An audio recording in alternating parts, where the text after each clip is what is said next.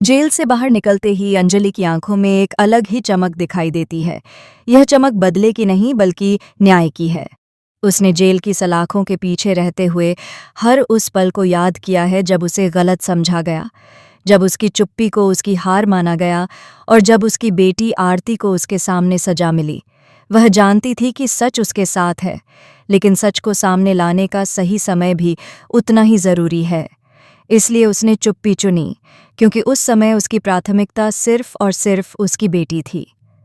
Court में जिस तरह से हालात उसके खिलाफ जाते दिखे, उससे उसके दुश्मन बेहद खुश थे। युवराज ठाकुर को लगा कि उसने आखिरकार अंजलि को तोड़ दिया है। उसे विश्वास हो गया कि अब अंजलि कभी वापसी नहीं कर पाएगी। भजन सिंह और बाकी लोग भी यही सोच रहे थे कि अब खेल खत्म हो चुका है, लेकिन वे यह भूल गए कि अंजलि अवस्थी हार मानने वालों में से नहीं है। वह जब भी चुप होती है तो किसी बड़ी रणनीति के साथ ही होती है।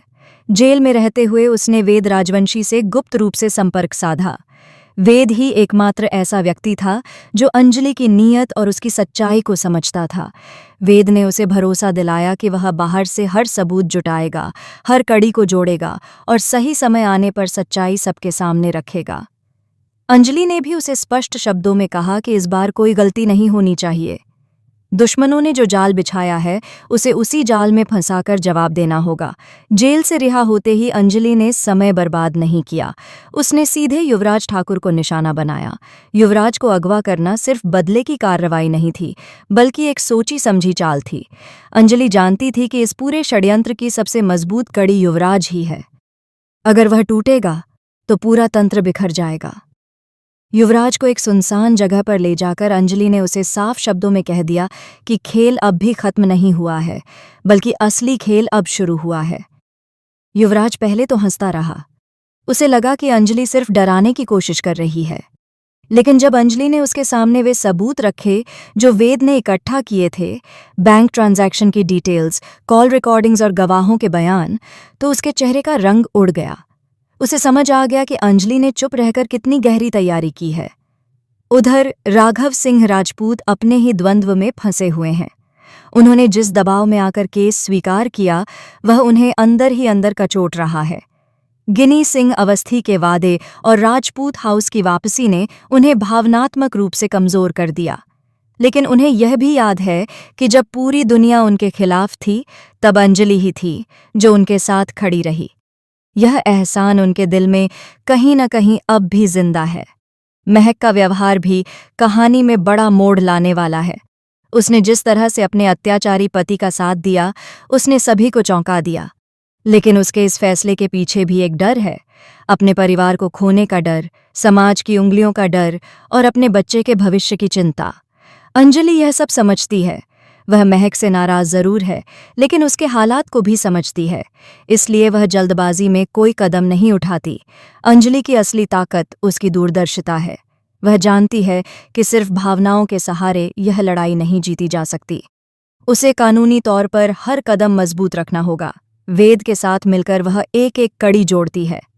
वे लोग उन गवाहों तक पहुंचते हैं जिन्हें पैसे और धमकियों के दम पर चुप कराया गया था। धीरे धीरे सच्चाई की परतें खुलने लगती हैं। भजन सिंह को जब इस बात की भनक लगती है कि अंजलि बाहर आ चुकी है और सक्रिय हो गई है, तो वह घबरा जाता है। उसे एहसास होता है कि उसने जिस महिला को कमजोर समझा था, वही अब उसकी सबसे बड़ी चुनौती बन चुकी है। वह युवराज को खोजने की कोशिश करता है, लेकिन तब तक बहुत देर हो चुकी होती है। राघव सिंह राजपूत के सामने भी सच्चाई की एक झलक आने लगती है। उन्हें पता चलता है कि जिन दस्तावेजों के आधार पर उन्होंने फैसला लिया था, उनमें कई विसंगतियां थीं। उनके मन में संदेह गहराने लगता है। वे सोचने लगते हैं कि कहीं वे किसी बड़ी साजिश का हिस्सा तो नहीं बन गए।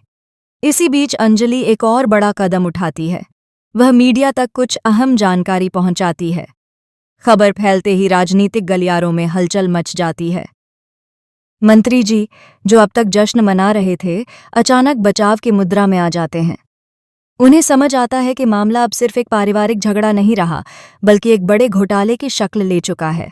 आरती जेल में है, लेकिन उसे अपनी मां पर पूरा भरोसा है। वह जानती है कि उसकी मां उसे बेगुनाह साबित करके ही दम लेगी। मां बेटी के बीच यह अटूट विश्वास ही अंजलि की सबसे बड़ी ताकत है। हर कदम पर उसे अपनी बेटी का चेहरा याद आता है और वही उसे आगे बढ़ने की प्रेरणा देता है। कहानी अब एक ऐसे मोड़ पर पहुंच चुकी है जहां हर किरदार की असलियत सामने आने वाली है। दोस्त और दुश्मन की पहचान बदल सकती है। राघव का अंतर्द्वंद्व उन्हें किस ओर ले जाएगा, यह देखना दिलचस्प होगा।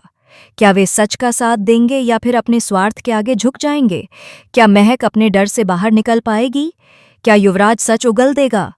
अंजलि ने यह साबित कर दिया है कि उसकी चुप्पी कमजोरी नहीं दौकानी कीनी बल्कि तूफान से पहले की शांति थी।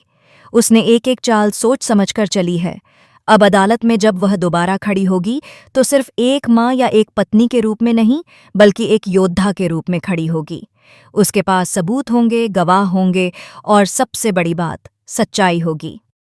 आने वाले एपिसोड में भावनाओं, साजिशों और कानूनी दांवपेच का ऐसा संगम देखने को मिलेगा जो दर्शकों को बांधे रखेगा।